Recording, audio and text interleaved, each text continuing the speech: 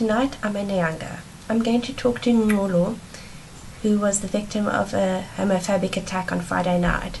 She's been amazingly brave and she's going to tell us more about what happened. And I'm also going to talk to Ndumie, the founder of Luleki Sizwe, and she's going to tell us more about the truly amazing work that she's been doing in terms of fighting LBGTI hate crimes within South Africa. And she's going to tell us more about the current state of events within South Africa regarding this. I'm Laura and this is All Things Square. Okay, first of all, you're speaking to Noxolo Nkosana. Okay, it was Friday night. I was coming from work. After my transport dropped me from where I stay.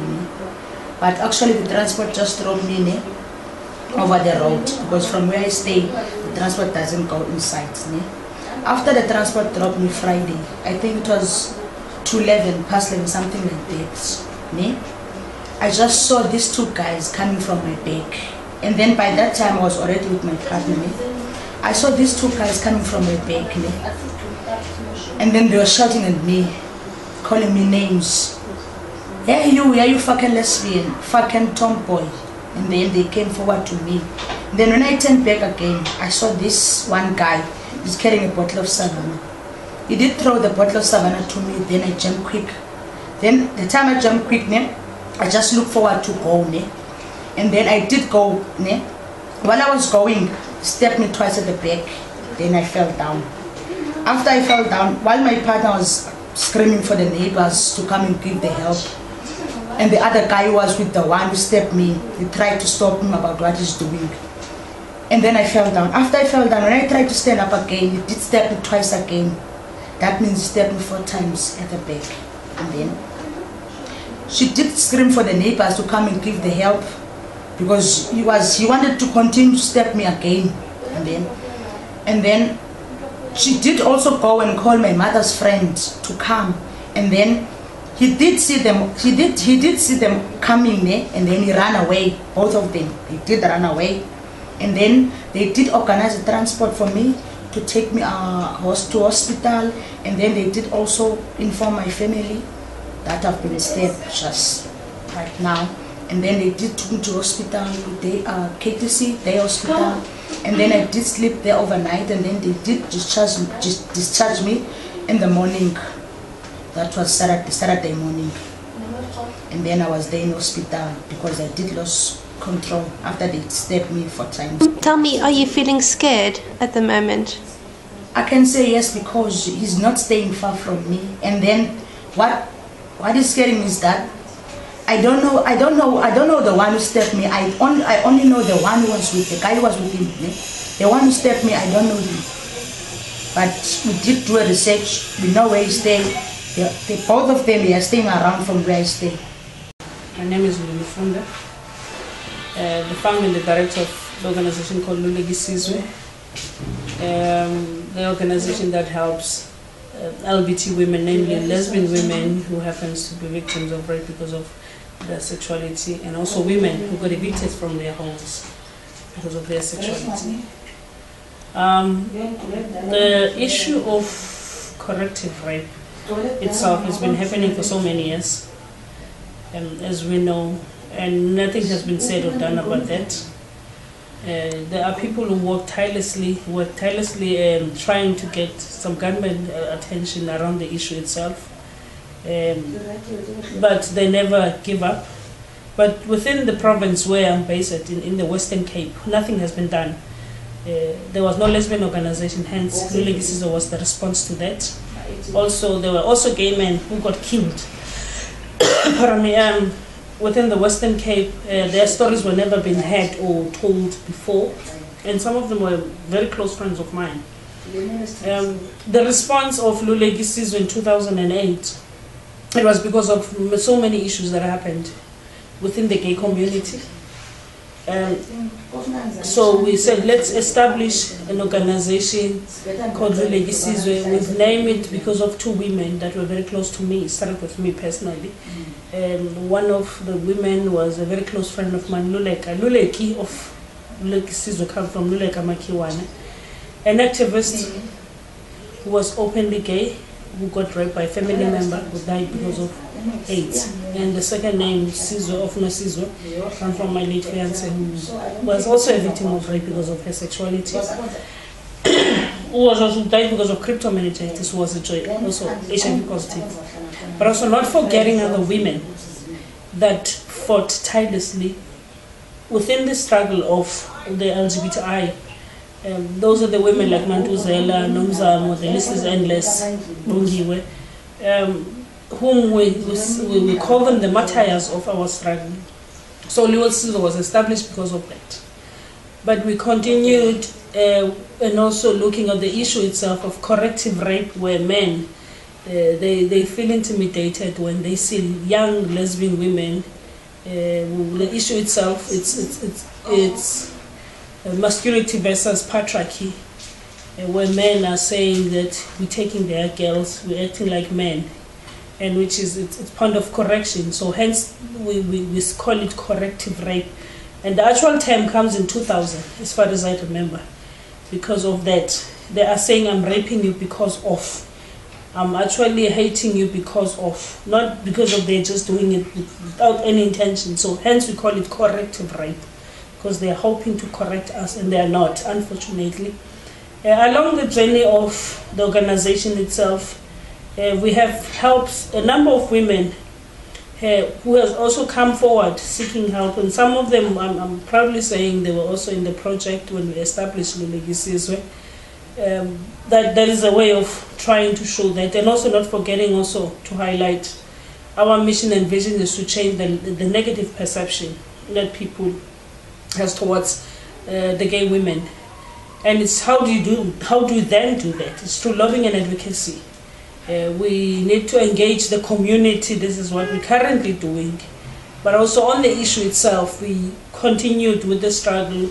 But up until last year, we came up with a petition where I personally, in November, I was being tortured and followed by the perpetrator of one of the recent stories we know of the girl that was being raped, where a perpetrator was being allowed to go free with the 500 pathetic bail. I always said that. Followed me in one of the malls in the village. I then therefore took a stand and said, I call on the president of the country, Jeff Radebe. That's why we started the petition. Some of the people saw that as a myth, but because of the triple P's that always lives in my life, we talk of patience, persistence, and perseverance. I persisted.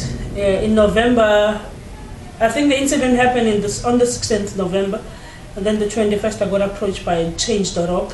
It's a blog that's got more than 100,000 people in their blog, and said, listen, let's run with this petition. The petition was more on calling Jeff Radebe on board to sit with Luleki Sizwe to discuss the issues of the issue itself of corrective rape, which is the number was escalating, and also the fact that there are women that cannot share their stories, they just keep quiet.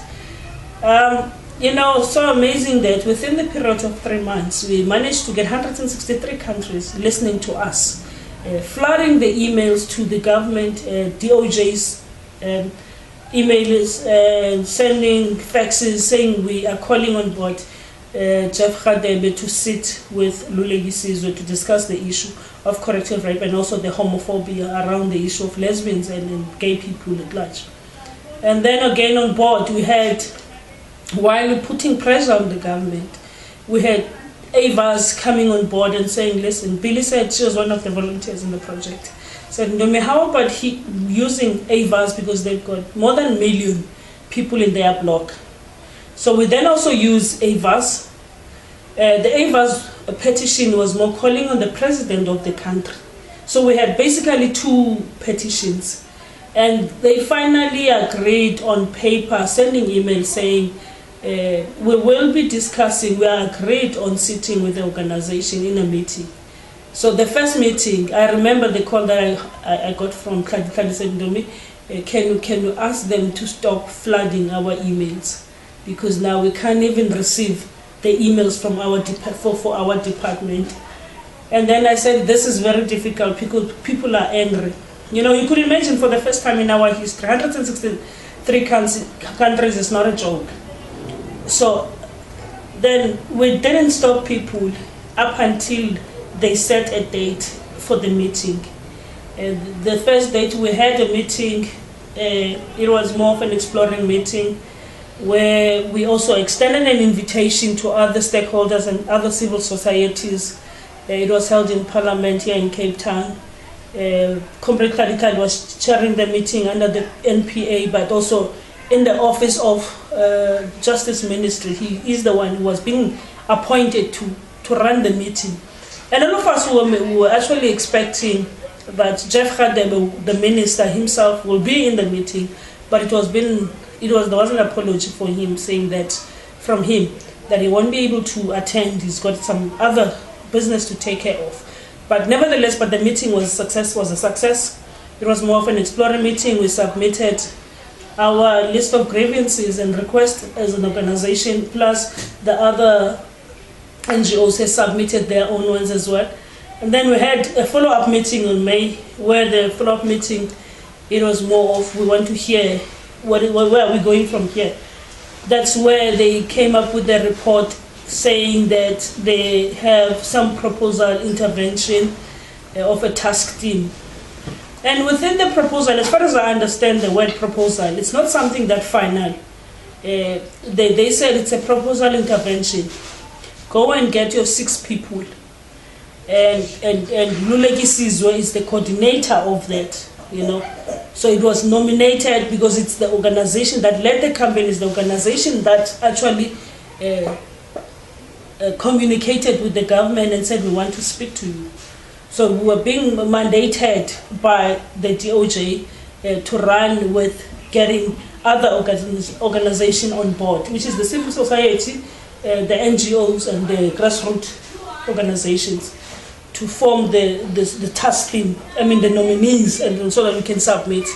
Then the date of the next, which is the 3rd meeting, that led us to the task team, was being agreed to be the 15th of June. The reason for that is the day before the Youth Day.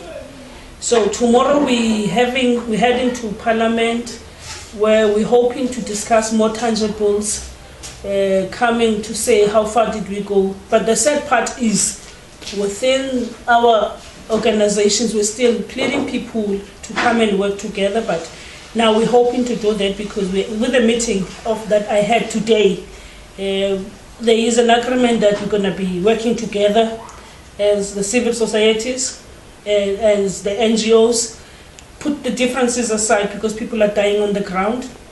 Then we're heading tomorrow to Parliament, singing one song where we are saying that this is how we feel as the LGBTI community, but give us some time when it comes to looking at the nominees for the task team.